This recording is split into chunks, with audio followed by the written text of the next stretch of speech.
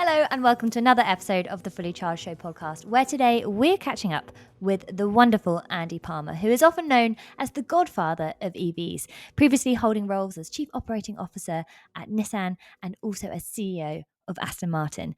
Today, he spends a lot of his time looking at the future of batteries and cheaper electricity. And in this podcast, we span so many topics, from the role of apprenticeships to the UK's industrial strategy or lack thereof, the rise and demise of Nissan, as well as the future of cheaper electricity and driving for free.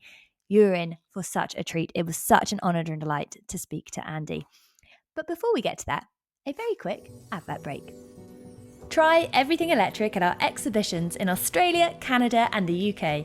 Next up, London.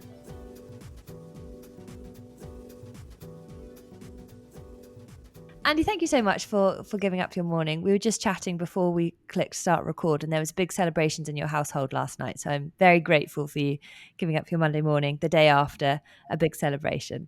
Thank you. No problem at all. Youngest daughter's 18th birthday, so they're all adults now. All adults, does that mean, you have no responsibilities or?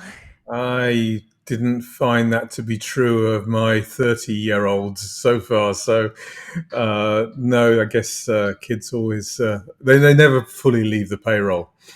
Never leave the payroll. And I think we all need parenting in some regard forever, probably. Yes, and I think we would probably miss it if they weren't asking occasionally our advice. Yes, I know that. So my dad is, he was a doctor whilst he was working, and he really comes into his own if we have an injury. Suddenly he feels very, very useful. I'm a doctor, but of the wrong type. Wrong type for medical terms, but definitely right type for this particular conversation. Now, we were also chatting that many people in our audience will be absolutely aware of precisely who you are, but there will be a few for whom they won't be as familiar with your story.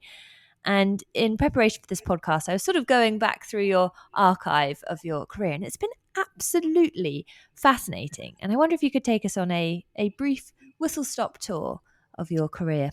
Oh my goodness. It's been a long time. 46 years, I think, in the auto industry. So I left school. I didn't like school. So I left school at 15. Knew I wanted to be something to do with engineering of cars. And so started an apprenticeship with a company called Automotive Products, and really blessed because it worked for me. So I'm a big advocate of apprenticeships.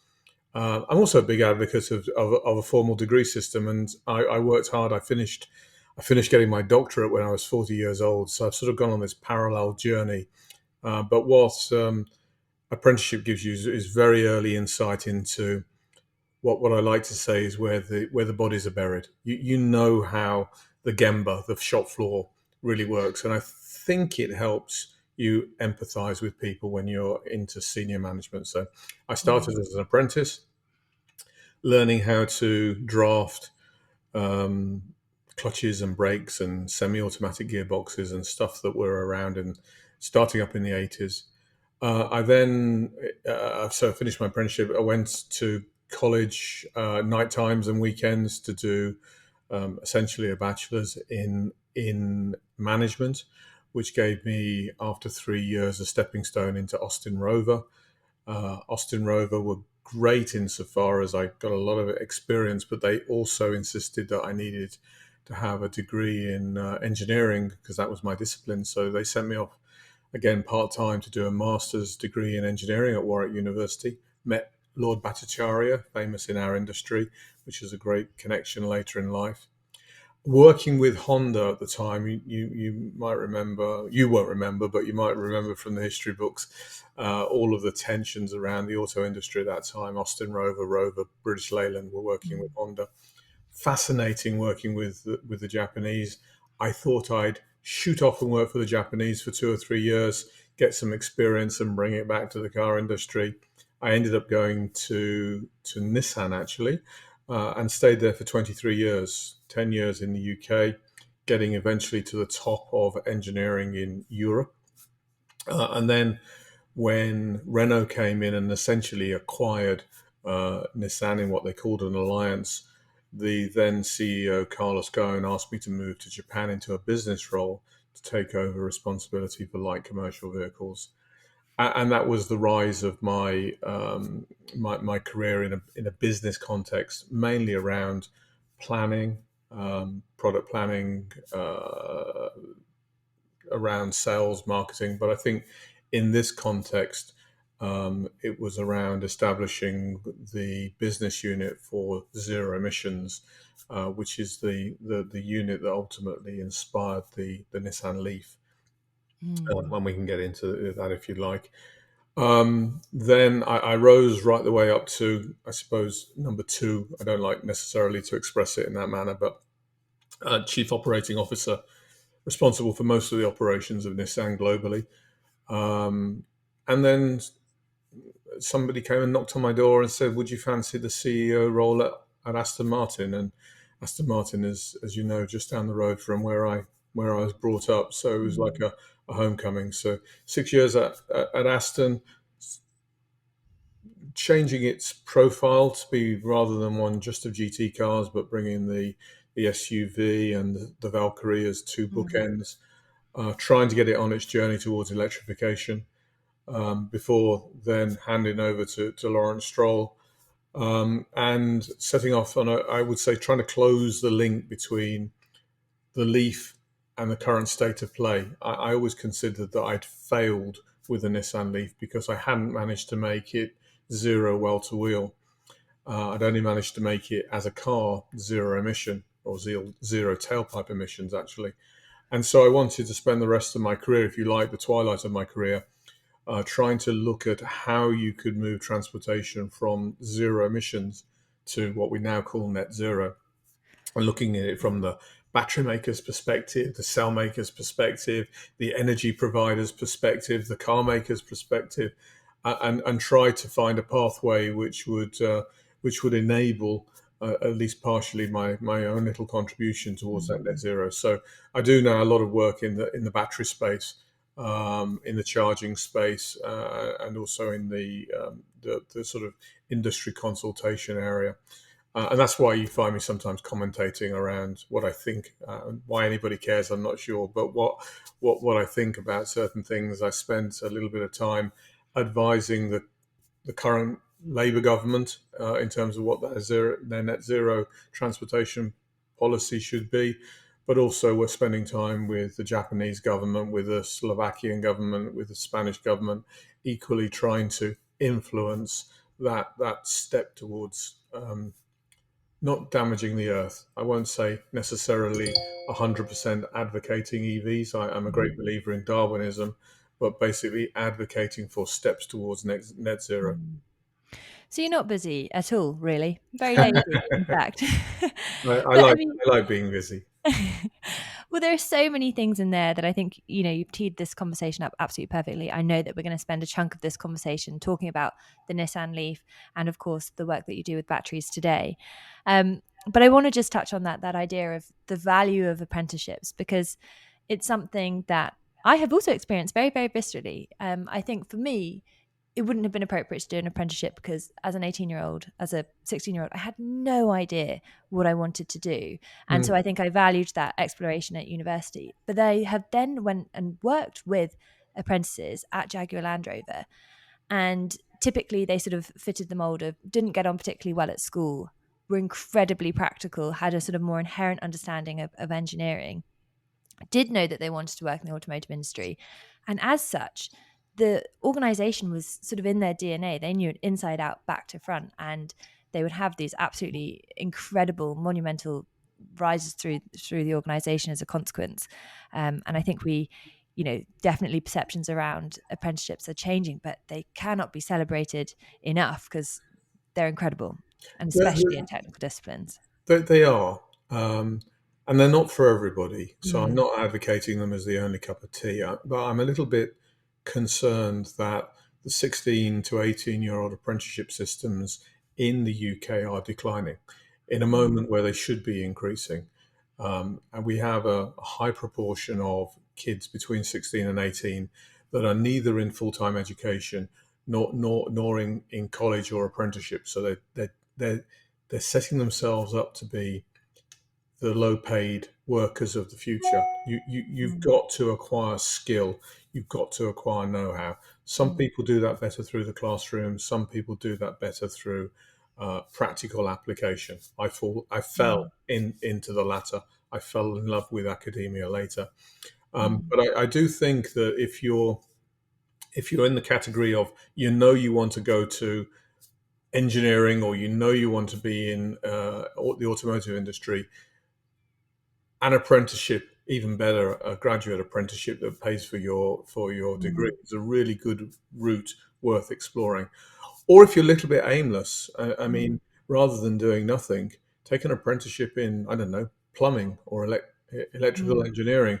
At least acquire a skill, because that acquisition process just makes you more valuable. Even if you don't end up doing plumbing, it makes you more worldly wise. mm, So I do think that the UK really needs to step up its approach to promotion of apprenticeships, really needs to look at the apprenticeship levy, really needs to concentrate on that group of 16 to 18-year-olds so that we don't lose them forever. mm. And does that form a part of your conversations that you have with, say, the Labour government when it comes to net zero? Yes, I advocate a lot, and I have a foundation which currently has about 18 kids within its training program. It's not huge, but it basically advocates for kids from disadvantaged backgrounds and pays for their apprenticeships. And again, they're level 2 and level 3 apprenticeships. Mm, But I would like to think that even 18 kids, that we're changing the future for a few of them. And it's that I then use as a platform for talking to government. The mm, problem with government is that most of them, it's no criticism of them, but most of them went to nice universities and studied PPE. Same for the civil servants. It's really difficult to find anybody in government that understands the concept of STEM. Uh, mm, so a science-based education. My count says that about 6% of Parliament in total basically went through some form of STEM training and work practice. And so you can talk about it theoretically, but unless you've been through an apprenticeship or you've been through a science-based degree, you really don't understand it. And, mm, and you know, politics and philosophy are a world at Oxford or Cambridge are a world away from Warwickshire, Mid Warwickshire College of Further Education, which is where I mm, went. So I think it's really difficult to put yourself to be empathetic to the needs. And the most important point is an apprenticeship is all about the training on the job. mm, Yet the apprenticeship levy only rewards the time in the classroom, and most kids that are doing an apprenticeship aren't good at the classroom bit. What they're good at is the practical bit, and yeah. and the levy doesn't address that. So I think we have a long way to go. But what is sure is apprenticeship participation in that 16 to 18-year-old Mm, group is reducing, and that is a problem. mm. It's it's it, it's so fascinating, and this is where I'm going to confess that I went to Oxford and I did engineering, and I also did an internship at Citibank because I totally fell into the trap where Citibank come along and take you out for a lovely lunch, and then suddenly you're on the interview process, and I had to have this real moment of this is not what I want. I Mhm. did an internship also at Jaguar Land Rover and adored the practical side of it, but I think also and doing that graduate scheme is extremely humbling because you go to Oxford, you think, wow, that's an incredible academic institution. And I worked with engineers who'd been on much more practical courses, either through apprenticeship or through university, and I was like, I am a terrible engineer. I might be good at maths, but I'm just operating on a different plane to these incredible people. Well, the different people. As I said, there are many tunes, and Mm, Uh, I work with Oxford, and I share a number of companies that are spun out of Oxford. And it's a mm, fantastic institution, uh, and they're a place for people that are coming through that training group. But the key, and I think this is the key of the institute, is you're not fully rounded until you've spent 4 or 5 years in the workplace.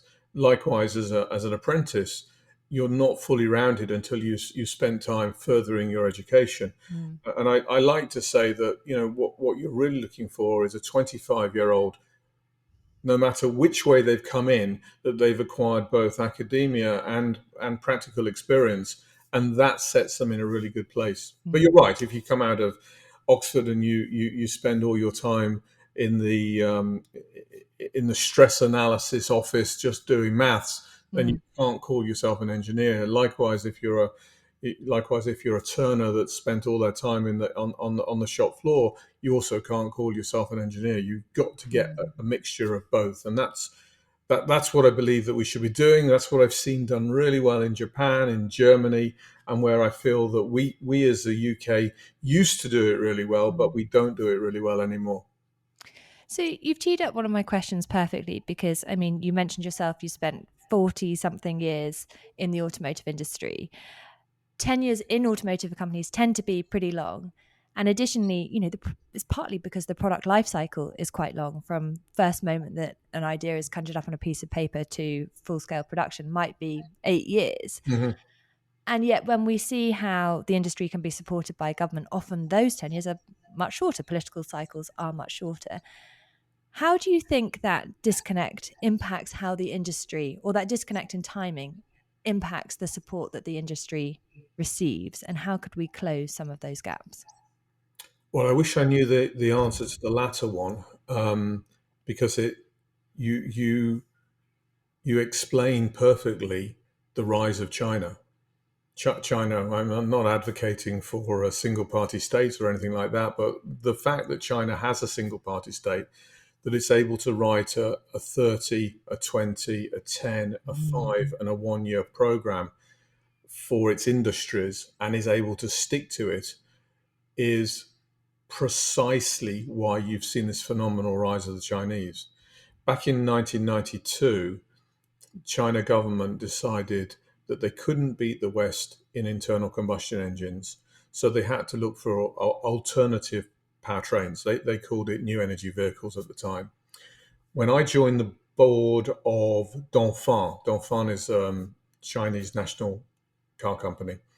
So in 2002, I think it was, we had the order that Dongfeng brand needed to acquire as much know-how as possible from Nissan and from Peugeot and from Honda, Mhm. learn how to make cars, but then move towards electrification. And at that stage, 2002, they weren't quite sure whether that was plug-in hybrid or EV. But by 2008, it was clear that it was going to be EV, and this is where they were going to win. And they Mm. did exactly that. And as you know, by far the bulk of EV know-how, and I do mean know-how, not just cars, they are 10 years ahead of the Mm. rest. And so there you see the benefit of longevity of government, but maybe not in a form of government that we would advocate for. Mm. So, I mean, my conversations with other, let's say, democracies, and in particular the UK, starting with our previous Conservative party and then with Labour, is industrial strategy is really important, because industrial strategy sits with the civil servants, and that gives you the longevity of it, in spite of the power or the color of the power in the color of the party in power. Mm. So I think it's really, really important that the industrial strategy is built from the bottom up, that it is not party politically driven. So it's held by the civil service, if you Mm. will, and that it's able to sustain long-term investments, and more than anything else, ties together the bit that we're really good at, which we sometimes call TRL 123, which is the conceptual engineering. Mhm. Oxford and Cambridge, Imperial, UCL, Warwick, they're all really, really good at this. Making stuff, which we are good at, actually. When I think Mm. about things like Nissan in Sunderland or Toyota in Derby, we've proven that we can build stuff at a globally competitive level. But we're really, really, excuse my expression, but we're really crap at the Mm. bit in between, the valley of death, which is basically the ability to finance our really good ideas and see them through the industrial cycle. And that's an area where an industrial strategy, if this was where governments of any color were going to prioritize their investment because that's what's agreed in the cross-party industrial strategy, then you've got a better chance of having an industry in Mm. 20 years' time. It's so fascinating because we definitely have the same conversation with many of the different people that we have on this podcast and on our episodes, that commitment to long-term vision, Hmm. irrespective of how that's achieved sort of politically, that just, this direction of travel needs to be set. And I was chatting about this also with my family, and my brother-in-law said, yeah, we need to sort of, look at that valley of despair and that valley of death and actually just build a bridge of comedy to traverse it. So I think call it a bridge of comedy or an industrial strategy. Either way, it sort of works. Um, I want to go back to the Nissan Leaf, which you were absolutely instrumental in its delivery.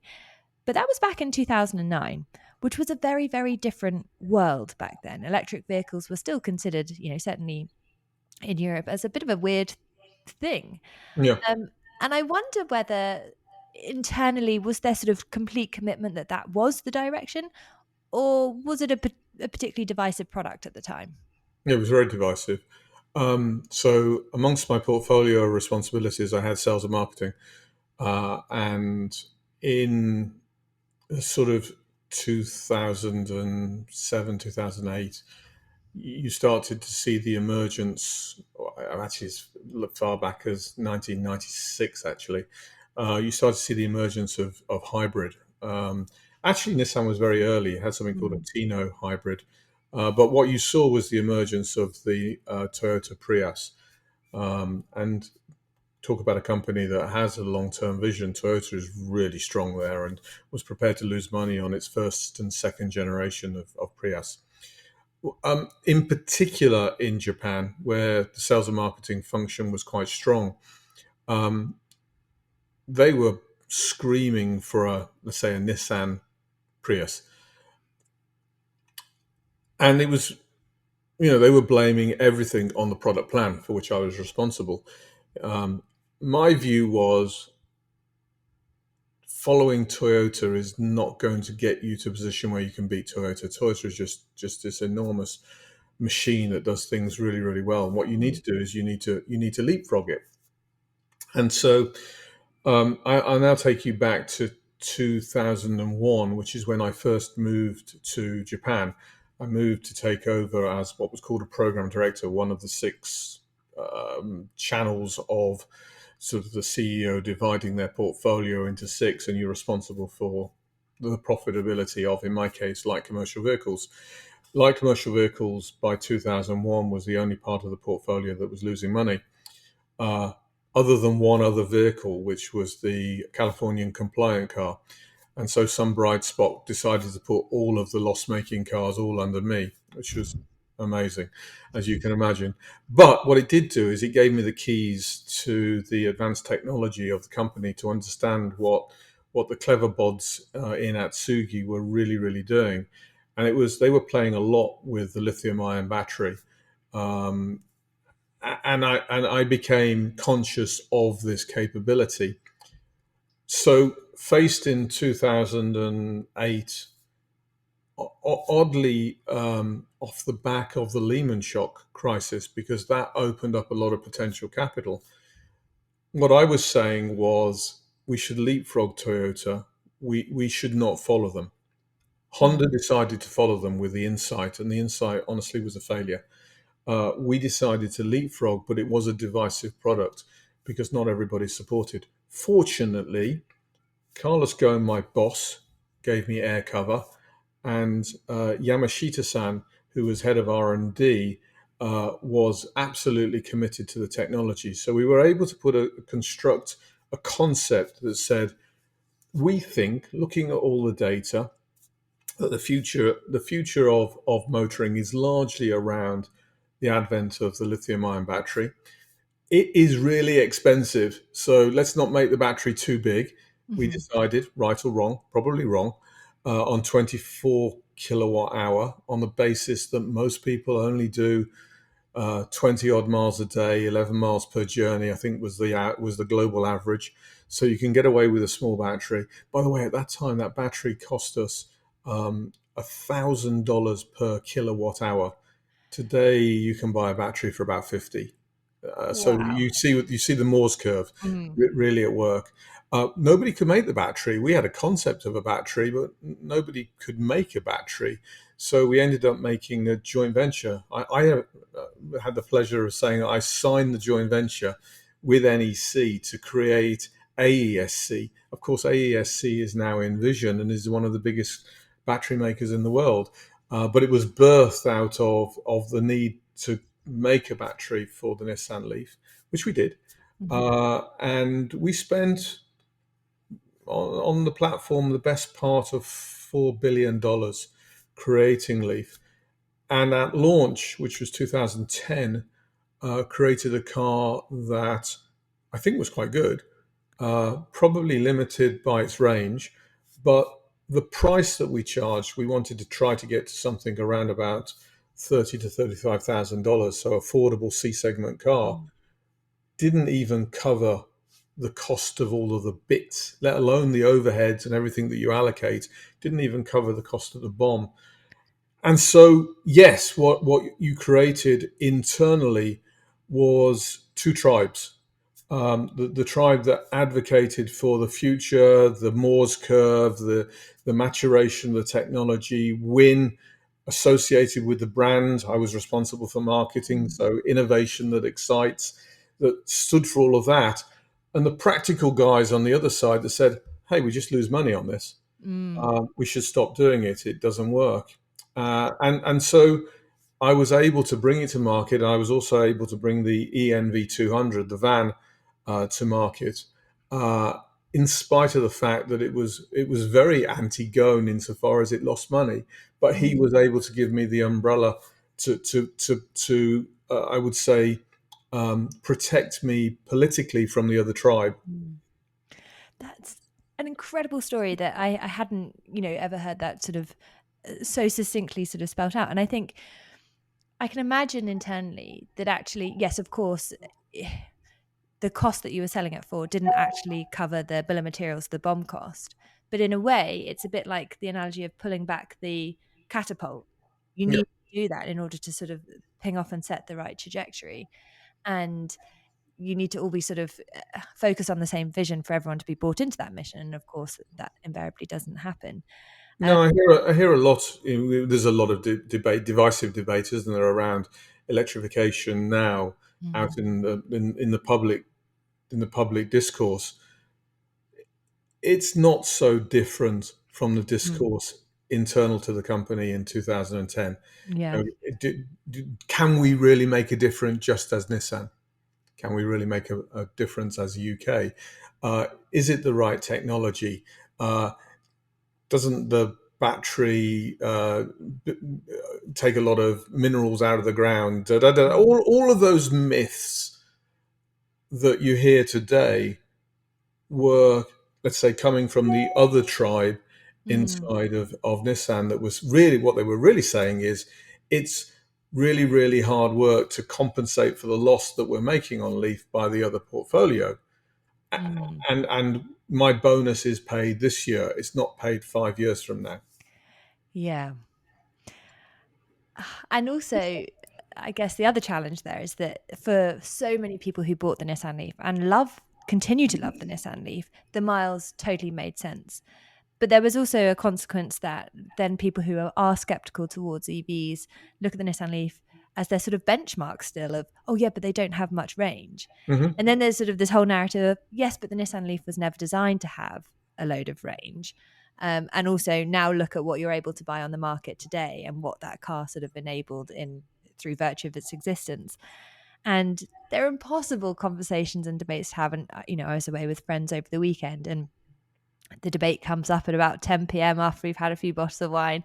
And I think, how much do I want to get into this at this point in time? I'm not sure.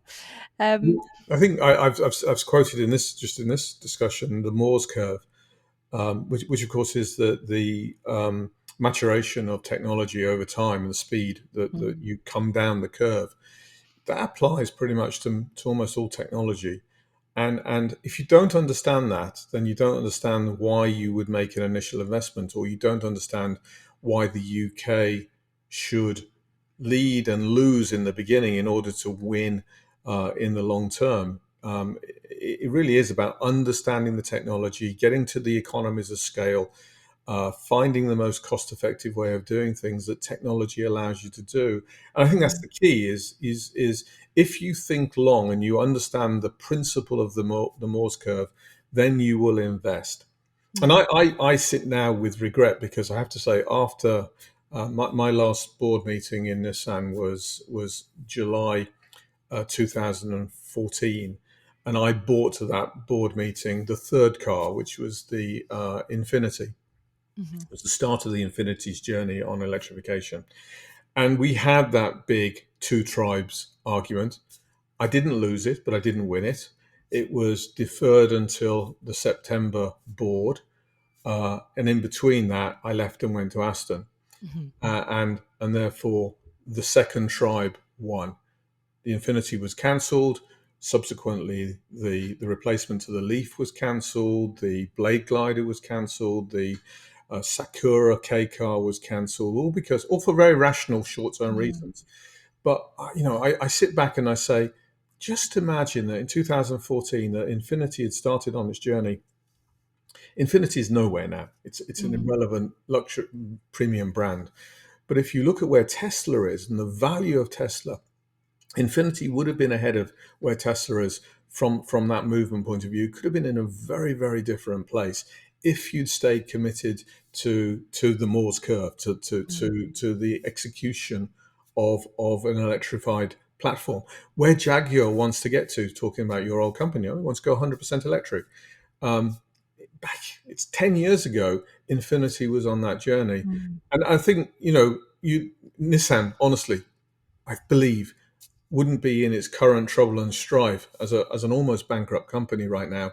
It wouldn't be there had it pursued that commitment to Mm. electrification, and more importantly to technology, because that electrification was enabling connectivity, it was enabling self-driving, and much of what you see with let's talk about the company of Tesla, not of its owner, the companies of Tesla with its innovation. Nissan was ahead of them. Mm.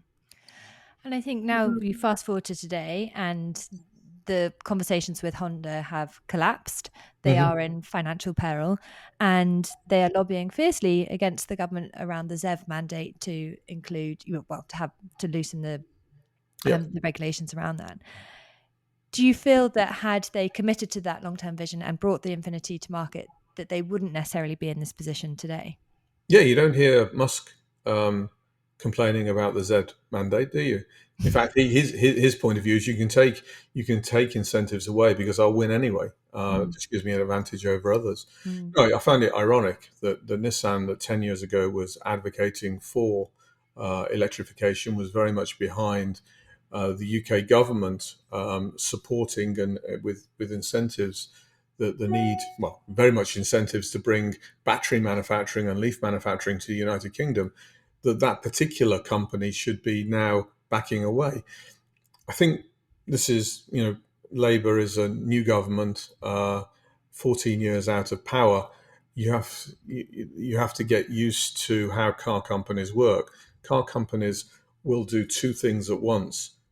They'll get working on the technology path at the same time. They'll spend a lot of money on lobbying to delay the inevitable. Mm. And you don't have to take too seriously the threats of what they may or may not do. Ultimately, they'll be rational.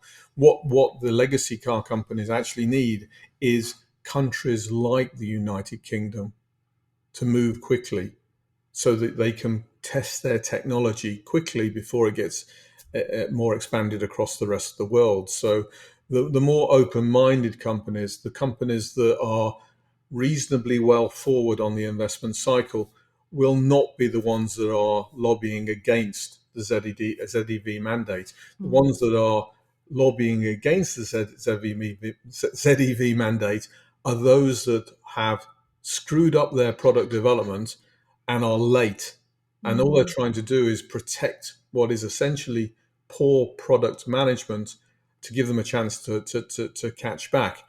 The problem I find, and we can have this conversation about tariffs in the US, for example, is when you move to protect your industry, which you have to find a way of helping, not protecting, but Mm. when you do, you lose the spark of innovation and you fall further behind. And what I Mm. fear for when you talk about Ford or GM or Chrysler is that the tariff protection will protect them for a while, but they'll become even more uncompetitive with the Chinese. So when those Mm. tariff barriers lift, or when the consumer demands a move towards greater electrification, greater autonomy, their industry won't be fit enough because it hasn't been exercising its muscles in a Mm. competitive and open market. Yeah, because I guess like it depends how you use that time, right? It's like, is that affording you a little bit of time? I don't know if you remember Bernard's watch, the Hmm. show where he could pause time for a moment in time. Do tariffs give that ability to pause, catch up, springboard, or is it that mentality of pushing the problem down the road and decreasing your innovation? So I think if you spend the time well, then it Mm. has a merit. Yeah. When you accept that you were slow towards innovation, then I think it can be used positively. I think my concern is that in addition to the dialogue, both in Europe and in the US around tariffs, you've also got the same people with the same dialogues talking about not believing in net zero. Mm. Meanwhile, the planet burns. And I think if you hide behind a wall, but also don't believe in the need to catch up, then eventually you'll be irrelevant. Because at some moment, climate change is going to become real to each and every one of us. Mm. And at that moment, when it suddenly dawns on everybody that climate change isn't just something for PhDs sitting in Oxford and Cambridge and other institutions worrying about something theoretical. It's real. It's affecting the weather. Yeah. It's affecting temperatures rising faster than any time in history. The 1.5 degree really does mean something.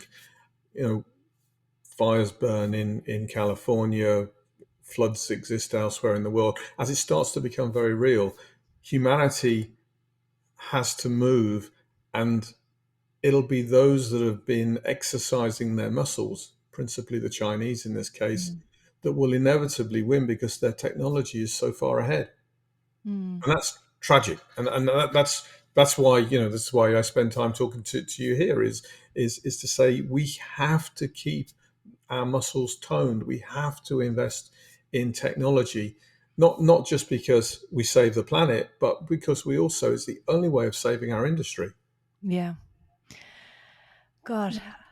Oh, I feel in my head, I'm like, right, there are 10 million questions that I could continue to ask you. And I know I need to be selective here. So I'm going to pivot the conversation to batteries. And I know that we're going to continue talking a little bit about China under that umbrella. But you have been extremely, extremely busy with a large number of battery startups. And earlier in the podcast, you mentioned that, the Nissan LEAF looked at zero emissions from the tailpipe, but now you're trying to address that kind of upstream part of this and that getting towards zero emissions from a well to wheel perspective as well. But also, a lot of those battery companies that you're working with are looking at stationary energy storage. So, I wonder if you could give us a bit of an overview of the various startups that you have in the works and what Mm. your long term vision is there. Of course, and I never quite know where to start with this story. Um, I'll start with I think battery technology can be divided into really three important aspects. Basically, chemistry, which is the way that you mix the formula inside the pouch or the cylinder. So chemistry, what I would then call cooling, but it's really the way that you pack the cells and the way that you cool the cells, Mm. and then finally control, which is sometimes called the battery management system. And you have to master all three. Most of the work till now, and certainly most of the work I did at Nissan, was in the chemistry area. It's the optimization of either LFP, lithium phosphate, which is the cheap chemistry, but can be cycled a lot of times, or the more expensive chemistry of NMC on a path to what I think people will generally recognize as a solid, a solid type of cell, a solid chemistry, which I think is probably the long-term future. So you've got these two paths: solid state and low and cheap LFP, perhaps in eventually perhaps being sodium ion. Those are the two paths that you need to consider. But actually, if you spend too much time worrying about the outer edges of chemistry, you miss the fact that you can actually have a big impact on the life of a pack by taking care of the way that you cool it and keeping the cooling across all of the cells within a certain constraint. And so the way that you pack is really important. And then likewise, you can have an awful lot of influence on the life longevity cycles by the way that you control it. So I divide my life in essentially those three. So chemistry, I work with a company called Inobat. Inobat's a Slovakian cell-making company. It's one of the few last man standing cell manufacturers that isn't of Chinese descent. So, I hope that it will eventually become one of the pillars of European cell making. The second one is the packs. And I work with a company called Ionetic, which is looking at the way that you do low-cost packs to make it more accessible, particularly to UK boutique car makers, lower volume car makers. And then on control, the electronics, I work with an Oxford spin-out called Brill Power, which has got this really cool technology where rather than one BMS controlling all of the pack, you break it down to strings of cells, and then you extract the right amount of power from each of the cells so that you don't unbalance the pack. And it's really, really smart technology. It's all a bit nerdy, but it expands the life of the battery. And so those are the three that I work with. And then I have my own two companies. One is consulting, Palmer Automotive. The other is Palmer Energy Technologies, or PETL. And it's all about static storage. Now, why is static storage important? So I told you earlier, I'm trying to complete that task I set myself in 2008 of how do you make zero well to wheel. You expressed it really well. That's how I would express it. And for that to happen and to be successful in electric cars, you've got to address what I think are the two main limitations. One is the cost of the car, and the other is the cost of charging the car. On the cost of the car, you've got to look at parity with an internal combustion engine. And in general, the fastest way to get to parity is to reduce the size of the battery, because the battery represents about 40% of the cost of the vehicle. But no one is going to live with range anxiety unless we can see a prolific rollout of charging. And so the way of addressing the cost of a car is to make sure the governments around the world assist the industry in rolling out fast charging, but also home and work charging. Home and work charging are so important. They represent 70 to 80% of the way that we charge our cars. So don't ignore it. Just spending lots of money on fast chargers is not the whole solution, but the solution is there. You now can go out and you can buy a car that's at parity with an internal combustion engine, and that will address your market share and your volume. So you get onto a virtuous circle. But on charging, parity is not good enough. You've got to make a profound impact on the cost of travel. And to me, a profound impact means you need to be able to travel for free. So who wouldn't consider an electric car that costs the same as a gasoline car, but didn't cost you anything to run? And so my goal through Palmer Energy has basically been driven by that. Give every customer ultimately about 50 miles a day of free mileage. How do you do that? Well, it's nothing to do with the car. It's to do with the way that you democratize and decentralize electricity. And you do that basically using batteries. Batteries allow you to, when you're not using electricity, for example, during the night, but the wind is still blowing, that basically you dump that cheap electricity into a battery, and you use that battery electricity when the electricity is expensive to charge your car. But anything that's left behind, you sell back to the grid. And Mm. by doing that, then you can essentially pay for some part of your mileage. And so static batteries, whether they be residential, connected to solar, if you're lucky enough to have your own roof, whether they be what we call commercial, CNI, connected to your fast charger, or whether they be grid scale, basically helping support the grid so that you don't have to build lots of new power stations. Basically, they work in concert with the electric vehicle, and that democratization and decentralization of electricity actually becomes the bigger picture, the macro picture, of Mm. which using an electric car is simply part of. Because for 80% of us, I mean, there are going to be a few dinosaurs that will want to continue no matter what to run Mm. around in a dirty diesel. But for the majority of people, if you can have an electric car, which you and I know is great to drive. There's no great negatives. You can charge it. You can pay the same price as you do for your gasoline, but you can run it for practically nothing. What's not to like about that? And that for me is how you move it from relatively niche technologies, 20% of the market, to the mainstream, and let's say 80% of the market. You have to address that electrical distribution piece. And so that's where I concentrate much of my effort these days, along with PodPoint, which of course Mm. is the connection between the battery and the car. And I chair PodPoint.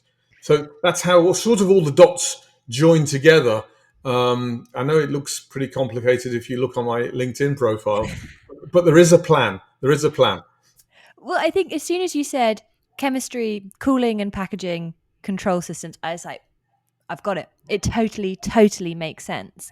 And actually that fourth component around making electricity cheaper such that we're not just getting price parity, but it's just so overwhelmingly compelling. Why on earth wouldn't you do anything differently? And actually, last week I interviewed Dr. James Richardson, who is from the Climate Change Committee. Seventh Carbon Budget has been recently published. And the key thing, the key output of that is that here are the sort of ingredients that we need to achieve our net zero carbon targets. However, the real key to unlock this is cheaper electricity. Yeah. And there are a number of things that we need in order to enable that. Well, we Um, talked about two tribes earlier. I mean, clearly you're threatening an industry, the power generation industry, which is hugely politically powerful, mm, and you're going to get pushback. I mean, the two tribes in Nissan was a breeze compared to basically changing the way that we consume electricity. But mm, why wouldn't you? Why wouldn't you question? For example, all of our electricity is pegged to the cost of gas. which, Why? It represents 50% of what we use or less. You've got to start changing that. You've got to start changing the way that we we facilitate, for example, residential batteries. At mm, the moment, it's almost impossible to participate in the trading of electricity, or most of the parts of trading electricity from a home system. You've got to be part of the club. You've got to be able to get that planning permission. You've got to be able to get that G99 certification. You've got to change all that. You've got to make it much more open and put the power of trading in the hands of the consumer. And that will force the cost of electricity down. But, that, of course, is going to meet with opposition from the current incumbents. and what is so exciting as to people who are entering into this space is that, my word, how many different products and services and new jobs and new innovations can be produced as a consequence of totally rethinking this electricity market. Yeah. But at the same time, exactly as you describe, we have to battle this, legacy of how this has always been done and the institutions that exist around that. Well, that's Um, why I often rile against the commentator that says the UK is only 1% of the CO2. Why bother? Or Mm. net zero is killing our car industry. I tell you what, it's not. It's the exact opposite. It's we don't. If the UK was a laboratory for all of this innovation, where companies could invest here and validate Mm. their technology, if the UK was a leader in this space, we would be rebuilding our industry. We wouldn't be risk losing it. Where you risk losing it is where you sit behind those tariff barriers and you let those muscles decay. Mm.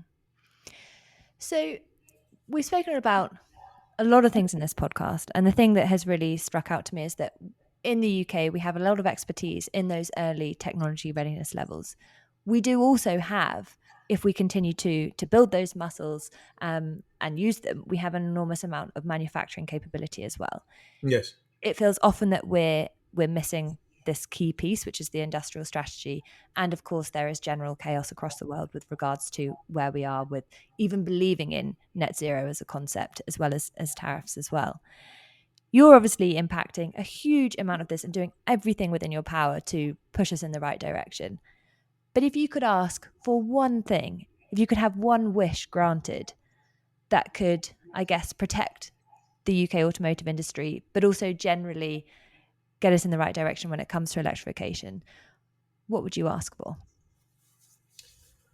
Uh, I've never had a fairy godmother, so it's a tricky question. But I think we used to be good at it. So let's call it a return to consistency and British reliability.